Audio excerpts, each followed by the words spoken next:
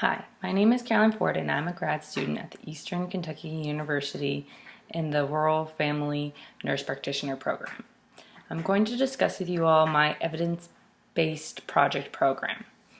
This looks at pediatric obesity, which is a very serious health problem affecting roughly 12.7 million children in the United States.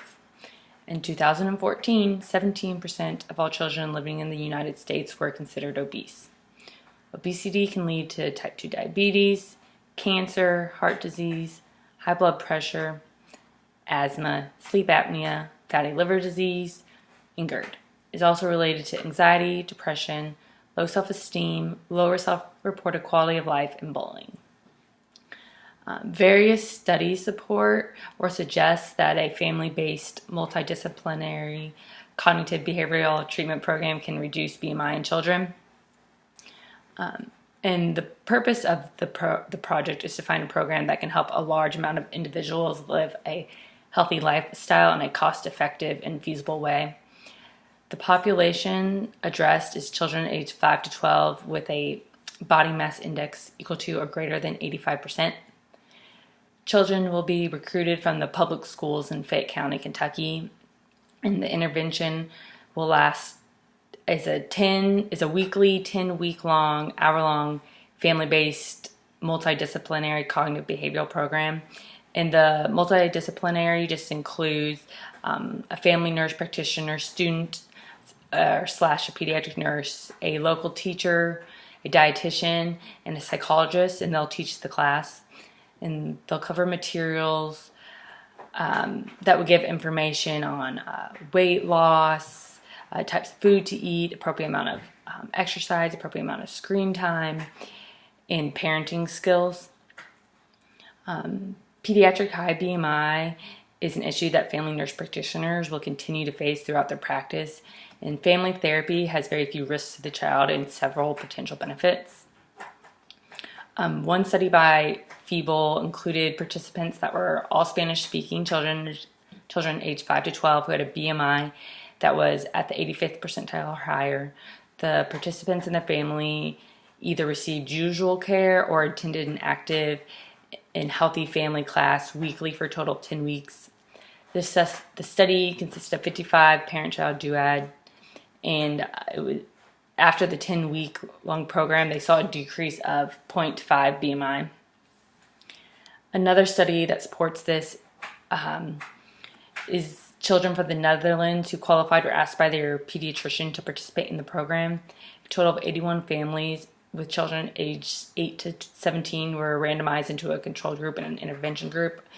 The control group received regular information on nutrition and physical activity from their pediatrician, and the intervention group was a 3-month-long bi-weekly multidisciplinary lifestyle treatment class.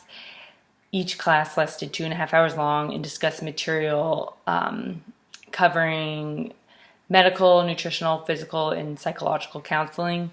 The intervention group saw a statistically significant reduction in BMI, and the controlled group did not see a change in BMI. Another study included a positively fit group, which had a weekly group session, and they had children aged 7 to 12, and the sessions included 40 minutes of behavioral treatment, 40 minutes of nutrition and physical activity education, and 10 minutes of goal setting. The therapists led the behavioral health session, and registered dietitians led the nutrition sessions. They would discuss portion control, planning for special occasions, stimulus control, rewards for change, modeling, social support, and maintenance of lifestyle changes. 2 weeks after the trial, they had a follow-up session, and at the follow-up session, the children's BMI and quality of life assessment was obtained, and the results indicated a significant average reduction in Z-BMI at the post-treatment. So for my study, to recruit the children, they need to have a BMI that's greater than the 85th percentile. And they would find this by the nurse practitioner will take their height and weight when school starts, and then they'll send out letters to the families asking them to participate. And then they'll come in and they'll get their height and weight, and they'll take it before the class starts weekly and then after the program was implemented. And they'll use standard BMI because it takes into account the child's age and sex. And the height and weight will be put into the CDC's BMI calculator for children and teens. And then after the 10-week program, the goal is for the children to have an average decrease of 0.5 ZBMI, foster a sense of community. They're all working together with and provide families with resources and knowledge about healthy lifestyle choices. With this program, it will form a sense of community because of the families, the dietitians, the local teacher, psychologist, and nurse practitioner can all work together to achieve one goal of providing children with healthy lifestyle skills that can last a lifetime. Also, changes as small as negative 0.15 ZBMI produce clinically meaningful changes in prevalence of metabolic syndrome, meaning that if the children had an average reduction of 0.5 ZBMI, they would definitely see the benefits of the rate reduction. This positive outcome makes this program feasible and applicable for nurse practitioner use. It is also one way to reach out and teach a large amount of individuals about a very important topic. If everyone in the community, including families, the school, providers, are all involved with the program, and it makes it easier for children to obtain their goals of living healthy lives. Thank you.